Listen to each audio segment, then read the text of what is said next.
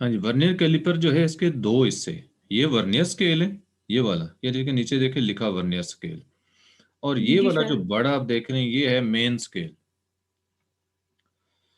Main scale के ऊपर जो आप डिवीजन्स देख रही हैं वो सेंटीमीटर्स की हैं, और हर सेंटीमीटर के अंदर जो छोटी 10-10 डिवीजन्स है वो मिलीमीटर्स की हैं। जबकि वर्नियर स्केल के ऊपर ये टोटल डिवीजन्स कितनी लिखी हैं, 10 डिवीजन्स। और हमने इन बिग जार्स को, जो आउटर जार्स हैं, इनको आपस में मिलाया, तो आप देखें कि इस वक्त जो वर्नियर स्केल की ये जीरो वाली लाइन है वो मेन स्केल की जीरो वाली लाइन के बिल्कुल ऊपर सीधी आ रही है। दे आर जी सर। Considering each other. इस केस में जीरो एरर निल होगा, यानी जीरो एरर ओके सर। नहीं है। ओके। अब जीरो एरर कब होगा, जब ये जीरो वाली लाइन वर्नियर स्केल की इधर पीछे रह जाए, थोड़ी सी पीछे रह जाए, या थोड़ी आगे निकल जाए। अगर ये पीछे रह जाए इधर, तो फिर जीरो एरर जो है वो पॉजिटिव होती है। Okay sir. और फाइंड कैसे करेंगे, हम इस वर्नियर स्केल की कोई भी डिवीजन देखते हैं जो मेन स्केल की किसी भी डिवीजन को सीधी आ रही हो, उस डिवीजन को हम वर्नियर कैलिपर के लीस्ट काउंट से मल्टीप्लाई कर देते हैं तो जीरो एरर मिल जाती है। अभी मैं ओके आपको सर। ये दिखाता हूँ पॉजिटिव जीरो एरर का केस। ये देखें इस फिगर में, ये फिगर देख रही हैं आप। जी सर। जी जी। इसमें जो जीरो वाली लाइन है वर्नियर स्केल की, वो देखें कि मेन स्केल की ये जीरो वाली लाइन है, जबकि वर्नियर स्केल की जो जीरो वाली लाइन है वो पीछे है, अभी पहुंची नहीं है। ये नीचे देखे लिखा ना, zero error is positive as zero line of the vernier scale is on right side of the zero of the main scale. Okay sir. देखो ना, आपने पहले केस में देखा है, यहाँ पे देखें ये बिल्कुल सीधी आ रही थी ना, तो जीरो एरर जी। नहीं थी। जबकि यहाँ पे देखो तो ये जीरो वाली लाइन राइट साइड पे है, अब पॉजिटिव जीरो एरर है। अब हमने देखना है कि वर्नियर स्केल की कौन सी डिवीजन है जो मेन स्केल की किसी भी डिवीजन को बिल्कुल सीधी आ रही हो। तो यहाँ पे अगर आप देखें तो ये जो सेवंथ डिवीजन है, ये वाली, जी सर। ये जिसको उन्होंने ये येलो एरो के साथ भी शो किया हुआ है, ये सेवंथ डिवीजन जो है ना वर्नियर स्केल की, ये मेन स्केल की एक डिवीजन को सीधी आ रही है। तो हमने इस सेवन को मल्टीप्लाई करना है लीस्ट काउंट के साथ। वर्नियर स्केल का, वर्नियर कैलिपर का लीस्ट काउंट कितना है, 0.01 मिलीमीटर। ये यस देखो, सर। ये आपको फार्मूला मैंने कल बताया था ना, ये लीस्ट काउंट जी vernier sir. Caliper smallest reading on main scale to over total number of divisions on vernier scale. तो मेन स्केल की जो सबसे छोटी रीडिंग है वो 1 मिलीमीटर है, और जी जो सर। वर्नियर स्केल की टोटल डिवीजन है वो 10 है। 1/10 आंसर क्या हुआ, 0.1। वन। तो 0.1 मिलीमीटर ये लीस्ट काउंट है, और इसको सेंटीमीटर में कन्वर्ट करेंगे तो 10 से डिवाइड कर देंगे, 0.01 सेंटीमीटर ये लीस्ट काउंट आ गया जी वन सर। कैलिपर का। अब इस लीस्ट ओके। काउंट से हमने 7 को मल्टीप्लाई कर दिया, तो क्योंकि वर्नियर स्केल की सेवंथ डिवीजन जो है ये कंसाइड कर रही थी मेन स्केल की एक डिवीजन को, तो हमारे पास जी जीरो सर। एरर बेटे आ गई है 0.07 सेवन। Centimetre, okay sir. और ये पॉजिटिव जीरो एरर है। और नो जीरो एरर का केस देखो, ये ए फिगर के अंदर नो जीरो एरर वाला केस बताया हुआ आपको, कि देखिए बिल्कुल जीरो लाइंस आमने सामने आ रही हैं। अब हम देखते हैं नेगेटिव जीरो एरर कब होती है। ये वाली डायग्राम देखो, इसमें जो वर्नियर स्केल की जीरो वाली लाइन है वो मेन स्केल की जीरो के लेफ्ट पे चली गई है, ऐसे ही है ना, जी। ये लेफ्ट साइड पे आ गई है। अब अगेन हमने देखना है कि मेन इस वर्नियर स्केल की कोई ऐसी डिवीजन देखनी है जो मेन स्केल की किसी डिवीजन को बिल्कुल सीधी आ रही हो। हाँ जी, तो अब आप देखें कि इसकी इस वक्त जो है वो कौन सी डिवीजन सीधी आ रही है।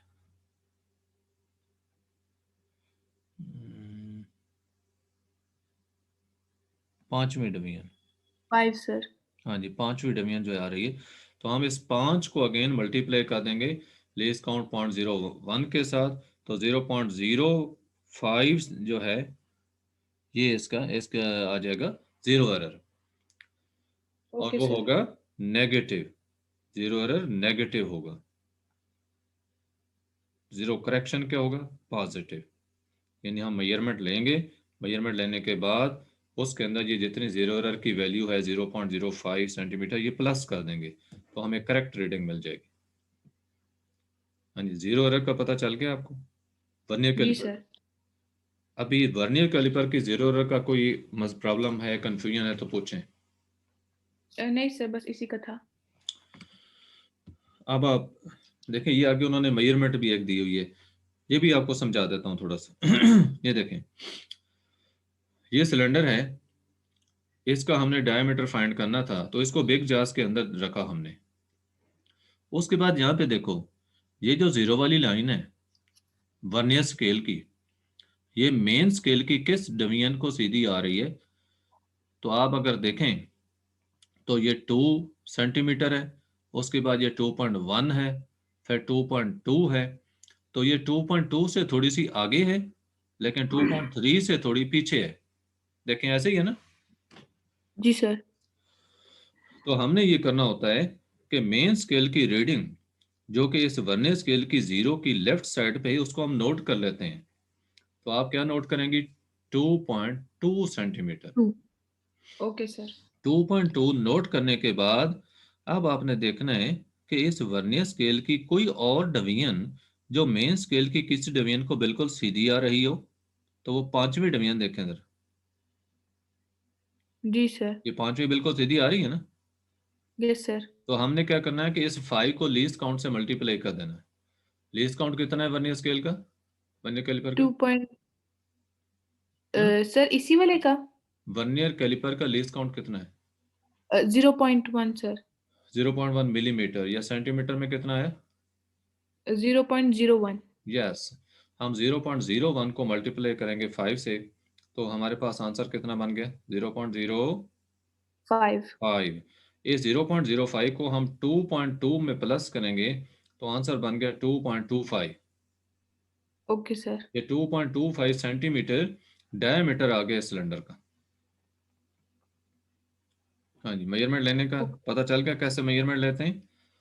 जी सर। अब जीरो करेक्शन हम अप्लाई करेंगे, वो जो भी होगी। देखो, जिस डिवाइस को, जिस वर्नियर कैलिपर को हम यूज कर रहे हैं, इसके पहले हम जीरो एरर फाइंड कर चुके हैं। अगर वो पॉजिटिव था तो जीरो करेक्शन नेगेटिव होगी, कि इस मेजर्ड वैल्यू से हम उस जीरो करेक्शन की जो वैल्यू है उसको माइनस करेंगे।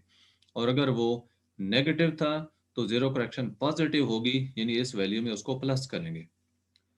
अच्छा, ये ऊपर वाले जांच देखो, ये वाले, जी सर। इनका काम होता है इंटरनल डायमीटर फाइंड करना। किसी भी सिलेंडर का इंटरनल डायमीटर फाइंड करने के लिए ये यूज होते हैं। हम ये वर्नियर कैलिपर उल्टा करके उस सिलेंडर के अंदर यूं रखते हैं कि ये एक किनारा जो है, मतलब ये वाला किनारा जो है, ये उसकी साइड को टच कर रहा होगा। फिर हम ये वाला मतलब इसको टच करें और वर्नियर स्केल को पीछे ले जाएं, इतना पीछे ले जाएं कि ये वाला जो सिरा है इसका, ये दूसरे किनारे को टच कर जाए अंदर। तो फिर ये जितना ओके खुल सर। जाता है, अगेन मेजरमेंट लेने का सेम तरीका है कि इसकी जीरो वाली लाइन देखते हैं कि मेन स्केल की किस डिवीजन के सीधी आ रही है या आगे पीछे जिसके है। तो रिपीटिंग द सेम प्रोसीजर, वही determine the internal diameter of the cylinder, जो बीकर या जो भी चीज़ है। इवन एक बार याद रखें कि इसके बैक साइड पे, ये जो मेन स्केल आप देख रहे हैं, इसकी बैक साइड पे एक मेटल स्ट्रिप होती है। मेटल की एक पतली सी होती है, बारीक सी। जब हम इस वर्नियर स्केल को इधर मूव करते हैं ना पीछे को, तो वो पतली बाहर निकलती जाती है। उसका काम क्या होता है? डेप्थ फाइंड करना। मतलब किसी सिलेंडर की या बीकर की डेप्थ फाइंड करना चाहते हैं, तो हम इस वर्नियर कैलिपर को जो है, इसका ये वाला जो एज जो होता है उसके ऊपर रखते हैं किनारे पे, और वर्नियर स्केल को नीचे ले जाते हैं, इतना खोल नीचे ले जाते हैं कि जो पतरी है वो सिलेंडर या बीकर की बॉटम को टच कर जाती है। तो फिर यहाँ वर्नियर स्केल को हम जीरो लाइन से उसकी डिवीजन नोट कर लेते हैं, पैमाइश फाइंड कर लेते ओके सर। हैं। All it was about vernier caliper. अब हम स्क्रू गेज को देखते हैं। Okay sir. ये जो लेक्चर्स हैं ना मेरे इसके, ये यूट्यूब पे सारे मौजूद हैं, जो आपको चैनल मैंने सेंड किया हुआ है। कभी ओके ऐसी सर। वैसी कोई चीज़ रिलेटेड हो तो आप उसको देख भी सकते हैं वहाँ से। बस ये तो आप मैंने इधर एक्सप्लेन कर ही दिया है। अच्छा, अब ये देखो सिग्रू गेज। ये देखो ये स्पिंडल है,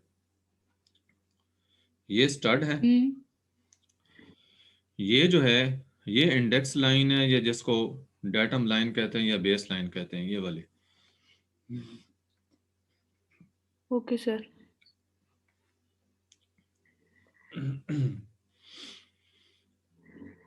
ये इसका मेन स्केल है, ये सर्कुलर स्केल है,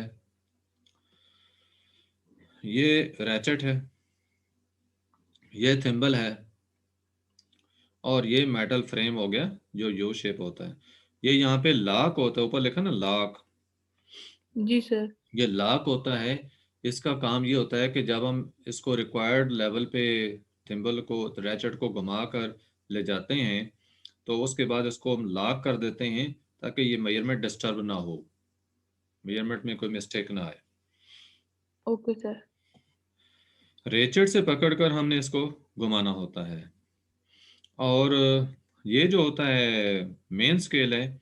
अब यहाँ पे जो इस बुक के डायग्राम के मुताबिक मेन स्केल है, इसके ऊपर सिर्फ आपको सिंगल डिवीजन नजर आ रही हैं, ये मिलीमीटर की हैं सारी डिवीजन। जबकि जो असल वन होता है ना सिक्रू गेज, आपकी बुक में भी शायद ऐसी तरह ही होगा, उसमें ये होता है कि हर दो डिवीजन के दरमियान छोटी डिवीजन भी होती हैं। ऊपर वाली साइड पे बड़ी डिवीजन होती हैं, और हर दो के दरमियान छोटी छोटी डिवीजन जो है सेंटर में नीचे को होती हैं, वो हाफ की होती हैं। जैसा कल आपको मैंने डायग्राम में एक में शो किया था, वो हाफ जी की सर। होती हैं, हाफ मिलीमीटर की। अच्छा, अब देखो, हम इस थिम्बल को घुमाते हैं, एक पूरा चक्कर देना है इसको, और एक पूरे चक्कर के दौरान ये मेन स्केल पे जितना डिस्टेंस कवर करे उसको हम कहते हैं पिच ऑफ सिक्रू गेज। क्या कहते हैं उसको? पिच ऑफ हाँ जी, सिक्रूगेट। पिच सिक्रू गेज की कैसे मिलती है? सर वो हम उसका जो है उसको रोटेट करते हैं। सिंबल को यस सर, थिम्बल को। कितना? सर इतना कि वो हो जाए। एक चक्कर, हाँ, एक चक्कर। एक रेवोल्यूशन कंप्लीट हो जाए उसकी। तो okay sir. During one complete revolution, the distance covered by thimble on main scale, the distance covered by circular scale on main scale is called pitch of screw gauge. सिक्रूगेट, ठीक है sir. उसके बाद जब pitch हमें मिल जाती है, तो इस सर्कुलर स्केल्स के ऊपर जो टोटल डिवीजन्स होती हैं, इन डिवीजन्स की तादाद से हम उस पिच को डिवाइड करते हैं और इसका लीस्ट काउंट मिल जाता है। ये मैं आपको ये दिखाता हूँ आगे। ये देखो फार्मूला लिखा ना लीस्ट काउंट का, कि लीस्ट जी count is sir. Equal to pitch of screw gauge over number of divisions on circular scale. Yes sir. अब जो हम स्क्रू गेज यूज कर रहे हैं, इसकी टोटल डिवीजन्स है 100, और हम्म। इसने एक पूरी रोटेशन में जो डिस्टेंस कवर किया था वो 1 मिलीमीटर किया था। तो देखो पिच ऑफ स्क्रू गेज की जगह 1 मिलीमीटर पुट किया है, और टोटल डिवीजन सर्कुलर स्केल की जगह 100 पुट किया। 1/100 का आंसर क्या है? 0.01 मिलीमीटर, या 10 से डिवाइड कर दो तो 0.001 सेंटीमीटर। ये लीस्ट काउंट ओके आ गया सर। इसका स्क्रू गेज का। हाँ जी बेटे, अभी मैंने आपको स्क्रू गेज के डिफरेंट पार्ट्स और उसके लीस्ट काउंट का बताया। इसके बारे में कोई क्वेश्चन है तो पूछें। नहीं सर, अब नहीं है। अब हम जीरो एरर देखते हैं इसकी। Okay sir. ये पहले वाला केस देखें। ये जीरो वाली लाइन है सर्कुलर स्केल की, ये वाली। हम्म। और ये जो आप देख रही हैं ये है बेस लाइन, जिसको इंडेक्स लाइन ओके कहते सर। हैं। तो आप देख रही हैं कि वो जीरो वाली लाइन जो सर्कुलर स्केल की है वो बिल्कुल सीधी आ रही है इंडेक्स लाइन को या डाटम लाइन को। सीधी आ रही है ना? हम्म, जी। जब बिल्कुल सीधी आ रही है then there is no zero error. Screw gauge में जीरो एरर नहीं होगी। ठीक है, अब इस केस में जीरो एरर नहीं है। ये जो ओके। ए वाला केस आप देख रही ना, ये वाला ए, ये हम्म। इतना हिस्सा ये ए का है, इसमें कोई जीरो एरर नहीं है। अब आप बी पार्ट को देखें जरा। इसमें जो जीरो वाली लाइन है वो नीचे है, यानी ये इस इंडेक्स लाइन से पीछे रह गई है। हम्म। जब पीछे रह जाए तो जीरो एरर पॉजिटिव होती है। जैसा आपने ओके देखो सर। ना, उधर आपने दोनों डिवाइसेस में एक ही बात याद रखनी है। यहाँ देखो, मैंने आपको वर्नियर कैलिपर में भी यही चीज बताई है। ये देखें, ये जीरो वाली लाइन पीछे रह गई थी ना, तो जीरो एरर क्या थी? हम्म। पॉजिटिव। ऐसे ही है ना, पीछे रह गई है तो। जी जी। हाँ, वर्नियर स्केल को आगे ले जा रहे थे ना, बिग जाज को आपस में मिलाना है आपने, तो आगे ले जा रहे थे, तो आगे पहुंची नहीं है, पीछे रह गई है। राइट साइड पे ये पीछे रह गई, तो वो पॉजिटिव थी जीरो एरर। और यहाँ पे आगे निकल गई थी तो नेगेटिव जीरो एरर थी।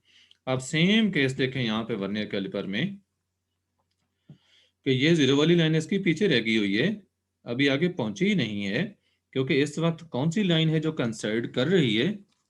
18th line. देखो, ये 18th लाइन है ना। जी जी। क्योंकि इससे ऊपर वाली ये 19 है, फिर ये 20th लाइन है। तो 18th लाइन कंसाइड कर रही है बेस लाइन को, बेस लाइन के बिल्कुल सीधी आ रही है। तो हमने क्या करना है, हम्म। जो डिवीजन कंसाइड कर रही है उसको आपने मल्टीप्लाई कर देना है लीस्ट काउंट के साथ, जो कि कितना है? 0. 80। 0.1। नो, 0.01। 0.01 मिलीमीटर। तो 18 को जब उसे मल्टीप्लाई किया तो ये देखें, ये वैल्यू उन्होंने लिखी 0.18 मिलीमीटर। ये ओके सर। इसका जीरो एरर आ गया।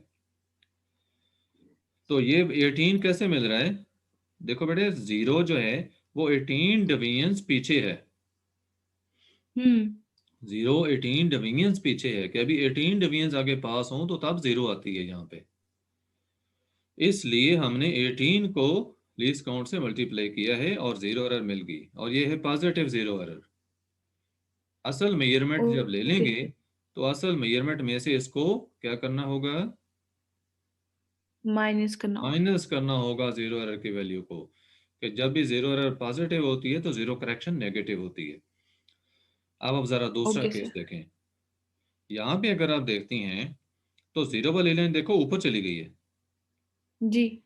जैसा उधर वर्नियर कैलिपर में आपने देखा था कि आगे चली गई थी, तो जीरो एरर नेगेटिव हो गई थी। हम्म। यहाँ भी यही है, जीरो ऊपर चली गई तो नेगेटिव है। अब हमने देखना है कि ऊपर गई है तो कितनी डिवीजन्स ऊपर चली गई हैं? 5 डिवीजन्स ऊपर चली गई हैं। जी सर।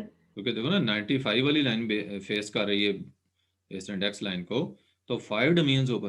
तो जितनी डिवीजन्स ऊपर चली गई जीरो, अब ये नहीं कि आपने 95 को मल्टीप्लाई कर देना लीस्ट काउंट से, बल्कि हम्म। देखना है कि जीरो वाली लाइन कितनी 5 को। डिवीजन्स पास कर गई है। ठीक है, उस तादाद को जीरो आपने लीस्ट काउंट से मल्टीप्लाई किया 0.01 से, तो 0.05 मिलीमीटर, ये देखें माइनस में लिखा 0.05 मिलीमीटर, ये ओके सर। जीरो एरर आ गई। हाँ जी बेटा, स्क्रू गेज का जीरो एरर जो है इसको हमने देखा। कोई है कंफ्यूजन? नहीं सर, अब नहीं। ओके। इसकी मेजरमेंट को भी यहाँ पे एक्सप्लेन किया हुआ है, ये भी आप थोड़ा सा जो है वो देख सकती हैं। ये देखो, ये एक वायर है जिसका डायमीटर फाइंड करना है। उसको देखे, स्पिंडल और स्टड के दरमियान लिया है, रेचेट से पकड़कर घुमाया और स्पिंडल और स्टड के दरमियान उसको फिक्स किया, फिर ये लॉक कर देते हैं इसको ताकि ये हिले ना। हम्म। अब हमने देखना है कि मेन स्केल के ऊपर ये जो सर्कुलर स्केल है ये कहाँ पे है। तो आप देख रही हैं कि ये जीरो है, तो उसके बाद ये वन है, तो वन से तो ज़्यादा है। हम्म। ठीक है, मेन स्केल की रीडिंग जो है वो वन से ज़्यादा है, लेकिन कितनी ज़्यादा है ये हमें मालूम नहीं है। तो हम वन नोट कर लेंगे, ये हमारी होगी मेन स्केल रीडिंग। यहाँ पे देखें, ये मेन स्केल रीडिंग लिखा ना 1 मिलीमीटर, जी ये स्पॉटलाइट से आप देख रही हैं, जी जी सर। मेन स्केल की रीडिंग है 1 मिलीमीटर। तो उसके बाद हमने देखना है कि सर्कुलर स्केल की कौन सी डिवीजन है जो इंडेक्स लाइन को सीधी आ रही हो। हम्म। तो इस वक्त 85th डिवीजन जो है वो इंडेक्स लाइन को सीधी आ रही है। तो आपने 85 को इसके लीस्ट काउंट से मल्टीप्लाई करना है जो कि 0.01 है, तो आपके पास वैल्यू बनी 0.85। ये जो हम्म। 0.85 है, इसको आप इस 1 में प्लस करें तो 1.85 मिलीमीटर ये इसकी रीडिंग आ गई, 1.85 मिलीमीटर। Okay sir. ये देखें, ये 1.85 मिलीमीटर। यहाँ पे ये पूरा प्रोसेस यही लिखा है ना, ये ऑब्जर्व डायमीटर गिवन वायर का जो हमें मिल रहा है वो 1 मिलीमीटर प्लस 0.85 जो कि सर्कुलर स्केल से हमें फ्रैक्शनल रीडिंग मिली है, उसको प्लस करने से 1.85 मिलीमीटर में इसको कहा ऑब्जर्व्ड रीडिंग। तो जो करेक्ट डायमीटर है वो कैसे मिलेगा, जीरो करेक्शन अप्लाई करने से। अब इन्होंने जीरो एरर जो है वो फाइंड की हुई है, जीरो एरर को यहाँ पे एक्सप्लेन किया कि हम्म। ऐसे था कि मसलन इसकी जो है वो कौन सी line, 24th line, 24th line coincide कर रही थी। तो 24 को मल्टीप्लाई कर दिया लीस्ट काउंट से तो 0.24 हो गया, 0.24। और ये 0.24 जो जीरो एरर है वो क्या है, पॉजिटिव, क्योंकि जीरो पीछे है ना, ओके सर। 24 जी। डिवीजन पीछे है। तो यहाँ पे देखो 1.85 में से माइनस कर रहे हैं वो 0.24 मिलीमीटर को, तो 1.61 मिलीमीटर ये करेक्ट मेजरमेंट आई डायमीटर की। Okay sir. ये जीरो एरर क्लियर है? जी सर अब क्लियर है। Any other question? नहीं सर बस ये प्रॉब्लम था। ओके, हाँ जी। ए पोजीशन और B, if you are to move from A to B, you can use any path to reach B। देखें जैसा ये कर्ड पाथ एक शो किया गया, तो बाकी बहुत यस सर। इसके रास्ते हो सकते हैं जिसमें कई, जिनमें के कई टर्न्स हो सकती हैं। लेकिन अगर आप ये पाथ अडॉप्ट करती हैं, ए से बी की तरफ सीधा स्ट्रेट, जिसको डी से शो किया गया, तो ये क्या होगा, it will be the shortest distance between A and B. A और बी के दरमियान ये सबसे छोटा फासला होगा, शॉर्टेस्ट डिस्टेंस होगा, जो स्ट्रेट लाइन में है, जो डायरेक्टेड है फ्रॉम ए टू बी। इसको बेटा कहते हैं डिस्प्लेसमेंट। Okay sir. ये डिस्प्लेसमेंट है। अब डिस्टेंस को उन्होंने एस के साथ शो किया हुआ है, ये जो डॉटेड लाइन से शो किया, और हम्म। डिस्प्लेसमेंट को डी से शो किया है। वेक्टर्स और स्केलर्स के बारे में एक ये भी बात याद रखें कि वेक्टर्स को जब हमने कंप्यूटराइज कंप्यूटराइज्ड वे में लिखना होता है तो हम बोल्ड लेटर्स के साथ उनको लिखते हैं, बोल्ड फेस लेटर्स। और जैसा कि डी को बोल्ड करके लिखा। और जब हम हाथ से लिखते हैं, हैंड राइटिंग में किसी वेक्टर को रिप्रेजेंट करना हो, तो हम लेटर को लिखने के बाद उसके ऊपर एरो लगा देते हैं। ये लिखने का तरीका होता है वेक्टर का, ओके सर। कि कंप्यूटर के अंदर बोल्ड करके बोल्ड लेटर्स के साथ, और हाथ से लिखना हो तो लेटर डालकर उसके ऊपर एरो लगाते हैं। अच्छा, ये डिस्प्लेसमेंट क्लियर है आपको अब? जी सर। ये देखिए यहाँ पे उन्होंने डिस्टेंस को डिफाइन भी किया कि लेंथ ऑफ द पाथ जो है बिटवीन टू पॉइंट्स उसको डिस्टेंस कहते हैं, और डिस्प्लेसमेंट का ये ओके। शॉर्टेस्ट डिस्टेंस होता है बिटवीन एनी टू पॉइंट्स। इसका ओके सर। मैग्नीट्यूड भी है और डायरेक्शन भी है। मैग्नीट्यूड क्या होता है? Sir magnitude. न्यूमेरिकल वैल्यू और यूनिट। किसी भी ओके फिजिकल सर। क्वांटिटी को अब हमने एक्सप्लेन करना होता है, अगर वो स्केलर क्वांटिटी होती है, जैसा मैंने शुगर की एग्जांपल दी थी ना, 5 kg शुगर, तो उसमें 5 नंबर है, केजी शुगर जो है वो यूनिट है। तो नंबर और यूनिट दोनों को कलेक्टिवली मैग्नीट्यूड कहा जाता है फिजिकल क्वांटिटी का।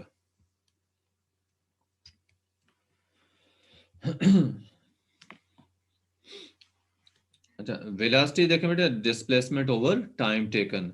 कैसे हम वेलोसिटी फाइंड कर सकते हैं, ओके, और स्पीड कैसे मिलती है, distance over time. Distance over time. हाँ जी। यूनिफॉर्म वेलोसिटी कब होगी, अगर कोई बॉडी इक्वल डिस्प्लेसमेंट कवर करता है in equal intervals of time, तो हम उसकी वेलोसिटी को यूनिफॉर्म वेलोसिटी कहते हैं, यानी चेंज नहीं हो रही। और एक बात और वेक्टर की याद रखें, वेक्टर क्वांटिटीज जो होती हैं चूंकि इनमें डायरेक्शन होती है, मैग्नीट्यूड के साथ साथ डायरेक्शन होती है, दैट इनका अगर मैग्नीट्यूड अकेला चेंज हो, डायरेक्शन ना चेंज हो, ये फिर भी चेंज हो जाती हैं, ये चेंज ओके सर। कंसिडर होती हैं। और अगर मैग्नीट्यूड चेंज नहीं हो रहा, डायरेक्शन सिर्फ चेंज हो रही है, ये तब भी चेंज होती हैं। और अगर मैग्नीट्यूड और डायरेक्शन दोनों चेंज हो रही हूँ, ये तब भी चेंज होती हैं। क्या बेटे आपको ऐसी एग्जांपल दे सकती हैं कि मैग्नीट्यूड तो चेंज ना हो रहा हो लेकिन डायरेक्शन चेंज हो रही हो?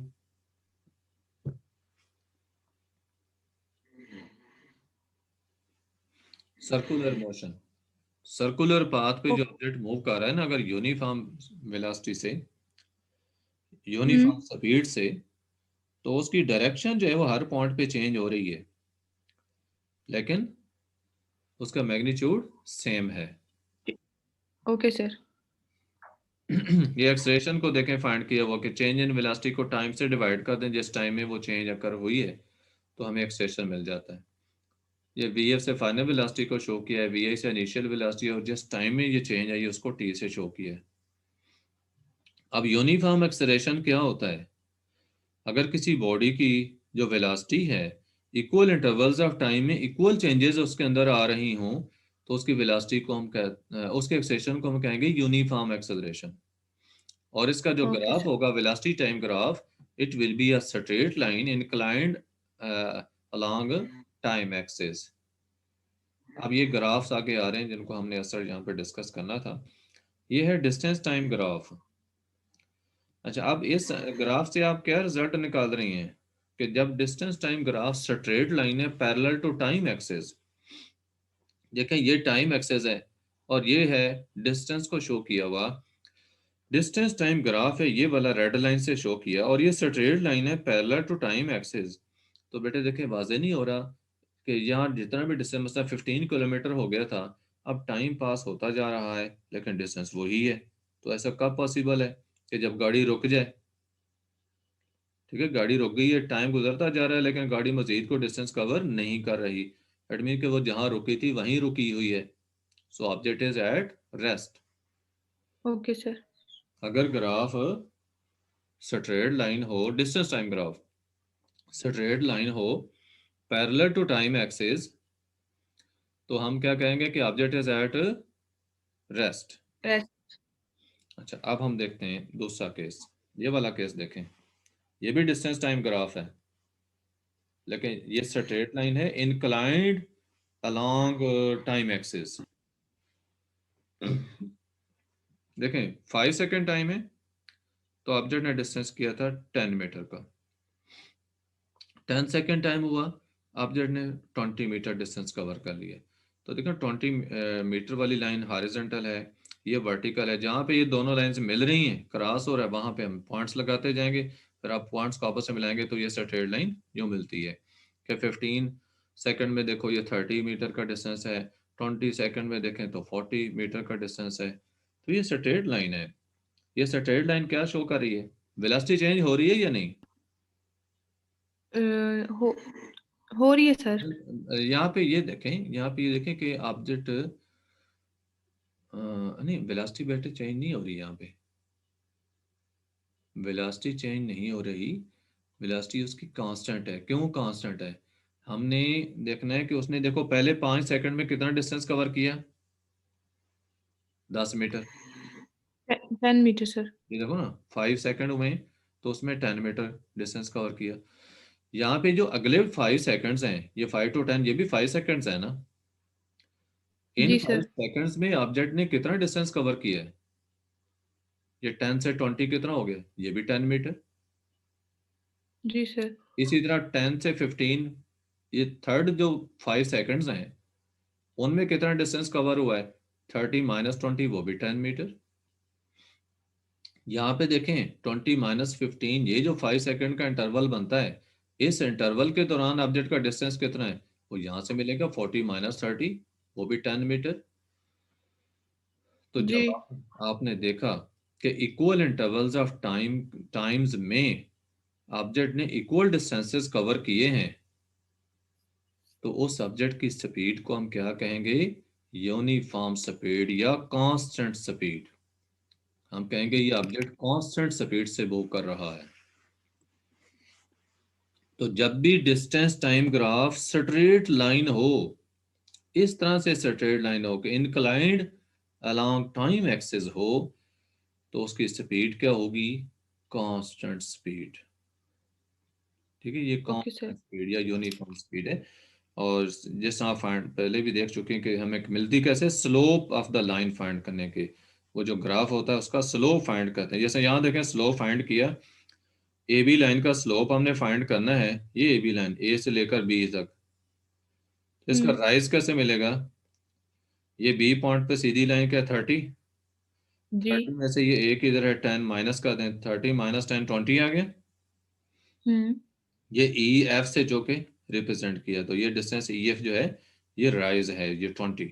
अब रन देखना है हमने, ए और बी पे क्या है? 15 सेकेंड, और ए पे 5 सेकेंड। 15 माइनस 5 किया तो ये कितना आ गया? 10 सेकेंड।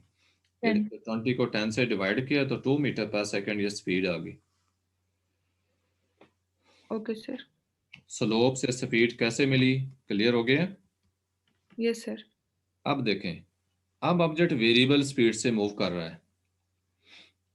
जब ऑब्जेक्ट वेरिएबल स्पीड से मूव कर रहा हो तो उसका ग्राफ क्या होगा? Curved line. ये देखें, लाइन ओके सीधी सर। नहीं है, कर्व्ड है। तो इस केस में आपको स्पीड कैसे मिलेगी? किसी भी पॉइंट पे स्पीड आपने लेनी होगी तो आप उस पॉइंट के ऊपर टेंजेंट ड्रा करेंगे। टेंजेंट ड्रा करने के बाद उस टेंजेंट का स्लोप लेंगे हम। ये देखो, ओके सर। पी पॉइंट पे हमने स्पीड फाइंड करनी है ना, तो हमने क्या किया है जी। कि उस पॉइंट का स्लोप फाइंड करना था, तो उस पॉइंट के ऊपर आपने पहले टेंजेंट ड्रा कर लेना है, और इस टेंजेंट का स्लोप आपने फाइंड कर लेना है। ठीक है, slope of the tangent find करना होगा। अब ये जो डॉटेड लाइन है, ये क्यू ए जो है, इसका स्लोप फाइंड किया, जो कि देखो ये आर एस एस का रन बन रहा है, और क्यू एस जो है, सॉरी, आर एस उसका क्या, राइज, और क्यू एस इसका रन है। तो ये राइज और रन किया, तो राइज कितना बनता है? 30 माइनस 0, 30 हो गया। और रन कितना बनता है? 15 माइनस 5, जो कि 10 आ गया। 10। तो 30/10 करने से 3 मीटर पर सेकंड जो है, ये उसकी स्पीड है, जो कि वेरिएबल स्पीड है। अब किसी और पॉइंट पे फाइंड करेंगे वो कुछ और आएगी, क्योंकि कांस्टेंट तो नहीं है ना। हम्म। अच्छा, ये डिस्टेंस टाइम ग्राफ से जो है आप, ये तो न्यूमेरिकल है ना, कि उसके के अंदर डिफरेंट चीज़ें पूछी हुई हैं।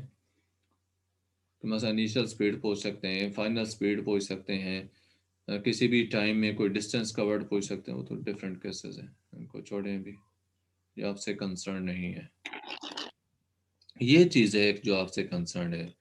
स्पीड टाइम ग्राफ गिवन हो और डिस्टेंस फाइंड करना हो, तो स्पीड टाइम ग्राफ के अंडर जो एरिया होता है, ये एरिया अगर हम फाइंड कर लें तो it gives us distance covered by the body.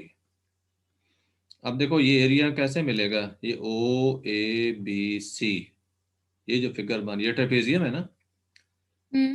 देखो ए बी और ओ सी जो है ये पैरेलल हैं, ये दोनों लाइनें पैरेलल हैं एक दूसरे के। तो इन पैरेलल साइड्स का सम मल्टीप्लाई इन्हीं पैरेलल साइड्स की सेपरेशन, जो कि हाइट ऑफ ट्रेपेजियम बनती है। यहाँ पे ये इतनी है, ये वाली। जी सर। देखो ये कितनी बन रही है यहाँ पे, मसलन ये 16 है अगर, तो 16 सेंटीमीटर, 16 मीटर इसकी हाइट बनती है। तो सामा पैरेलल साइड्स क्या बनेगा? जो पैरेलल साइड्स हैं उनकी जी उनका सम लेंगे, इसको और इसको प्लस करेंगे और उसको मल्टीप्लाई हम इसकी हाइट से करेंगे, डिवाइड 2 से करेंगे, तो हमें ये डिस्टेंस इसका एरिया मिलेगा और ये एरिया डिस्टेंस को शो करेगा। ये देखें आगे ये यही काम उन्होंने किया हुआ है। ये देखें फार्मूला लिखा ना, एरिया अंडर द ग्राफ, जो कि ट्रेपीजियम का एरिया बनता है 1/2 जी multiply sum of parallel sides multiply height. ये हाइट ऑफ ट्रेपीजियम है जो कि पैरेलल साइड्स की सेपरेशन के इक्वल होती है। और एवरेज स्पीड फाइंड करना भी याद रखें, टोटल जो डिस्टेंस कवर होता है उसको टोटल टाइम से डिवाइड करना होता है। Okay sir. उसके बाद इक्वेशंस मोशन ये आपसे कंसर्न नहीं है।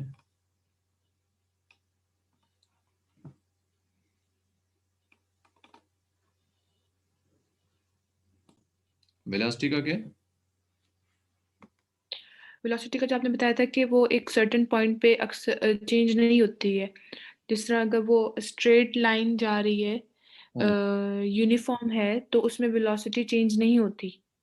अच्छा, वेलोसिटी बेटे है वेक्टर क्वांटिटी। Yes sir. इसमें डायरेक्शन भी है और मैग्नीट्यूड भी है। अगर दोनों चेंज नहीं होंगे, यानी डायरेक्शन भी चेंज ना हो और मैग्नीट्यूड भी चेंज ना हो, तो फिर हम कहेंगे कि वेलोसिटी चेंज नहीं हो रही। Okay sir. स्पीड को देखें ना, स्पीड है स्केलर क्वांटिटी, उसका सिर्फ हम्म मैग्नीट्यूड है। अगर उसका मैग्नीट्यूड चेंज नहीं होता तो हम कहेंगे स्पीड कांस्टेंट है। लेकिन वेलोसिटी हम्म है वेक्टर, उसमें डायरेक्शन भी होती है और मैग्नीट्यूड भी है। दोनों चेंज ना हो, अब दोनों चेंज ना हो ऐसा केस कब हो सकता है? स्ट्रेट लाइन पे मोशन हो, motion in a straight line हो कि डायरेक्शन भी नहीं चेंज हो रही और स्पीड भी कांस्टेंट है, यूनिफॉर्म है, यानी मैग्नीट्यूड भी चेंज नहीं हो रहा, तब हम कह सकते हैं कि वेलोसिटी कांस्टेंट है।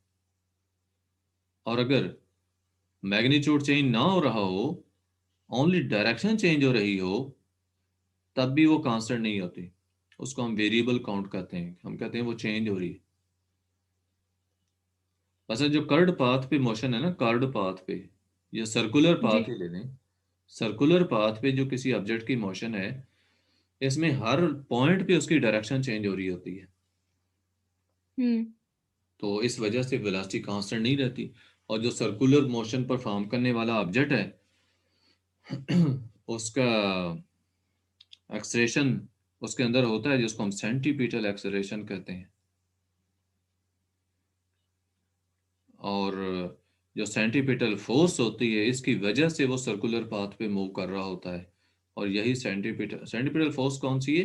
That is always directed toward the centre of the circle and that is changing the normal straight path of the body along a curved path. कि बॉडी की जो स्ट्रेट लाइन की मोशन है, वो straight line की बजाय उसको curved path पे मूव करवा रही होती है। जैसे देखो ना, किसी पत्थर को रस्सी से बांध कर हम दायरे में घुमाएं, तो पत्थर जो दायरे में घूम रहा होता है ना, वो हमारी रस्सी के खींचने की वजह से घूम रहा है। अगर रस्सी टूट जाए तो क्या पत्थर घूमता रहेगा सर्कल में? नहीं सर। नहीं घूमता। बल्कि क्या होता है, वो जिस पॉइंट पे वो था ना, और रस्सी टूटी है, तो वो उस पॉइंट पे अलोंग द टेंजेंट सीधा निकल जाता है। तो सर्कुलर पाथ पे मूव करने वाला जो ऑब्जेक्ट है, उसको सेंटीपिटल फोर्स है जो सर्कुलर पाथ पे मूव करवा रही होती है। और उस फोर्स को सेंटीपिटल फोर्स की डायरेक्शन क्या है? Always towards the centre of the circle. और न्यूटन का सेकंड लॉ आपने पढ़ा कि उसके मुताबिक है कि जब भी कोई फोर्स एक्ट करती है ना किसी ऑब्जेक्ट के ऊपर, तो वो जी उस सर। ऑब्जेक्ट में एक्सलेरेशन पैदा करती है अपनी ही डायरेक्शन में। अब चूंकि सेंटीपिटल फोर्स सेंटर की तरफ डायरेक्टेड होती है, तो सेंटीपिटल एक्सेशन भी सेंटर की तरफ ही डायरेक्टेड होता है। ये तो आपका क्वेश्चन था कि वेलोसिटी जो है वो कब चेंज होगी, ठीक है, वो आपको मैंने बताया। जी और सर। कोई क्वेश्चन है तो वो पूछें। नहीं बस अब और नहीं है सर। किसी और ग्राफ से रिलेटेड कोई कंफ्यूजन हो? सब क्लियर रहेंगे? सर जो आपने मुझे ट्रेपीजियम का फॉर्मूला कल बताया था ना, हाँ जी। उसमें था कि 1/2, हम्म। और उसको फिर हम मल्टीप्लाई करते हैं sum of parallel sides divided by separation of parallel sides. नहीं, डिवाइडेड नहीं, मल्टीप्लाई। हाँ, मल्टीप्लाई तो फिर लेकिन अभी मैंने एक देखा है उसमें सर आप मल्टीप्लाई बाय हाइट भी करते हैं। जो हाइट है ना, ये वही सेपरेशन हुँ, होती है। ये ओके देखें, सर। ये देखें, अब इस ट्रेपेजियम की हाइट कितनी है? ये ऊपर, यहाँ से ऊपर सीधा जाए 16, हुँ, ये इसकी हाइट है। और पैरेलल साइड्स की सेपरेशन भी यही है। देखो ये पैरेलल साइड है, ओ सी और ए बी, ये पैरेलल साइड्स हैं। इन दोनों की सर, सेपरेशन भी यही है, और ट्रेपेजियम की हाइट भी यही है। ओके ये सर। सेम चीज है, it's the same thing. Height of trapezium लिख दें या सेपरेशन ऑफ पैरेलल साइड्स लिख दें, ये एक ही बात है, एक ही चीज होती है। Okay sir. और क्वेश्चन? बस सर और नहीं है। ओके।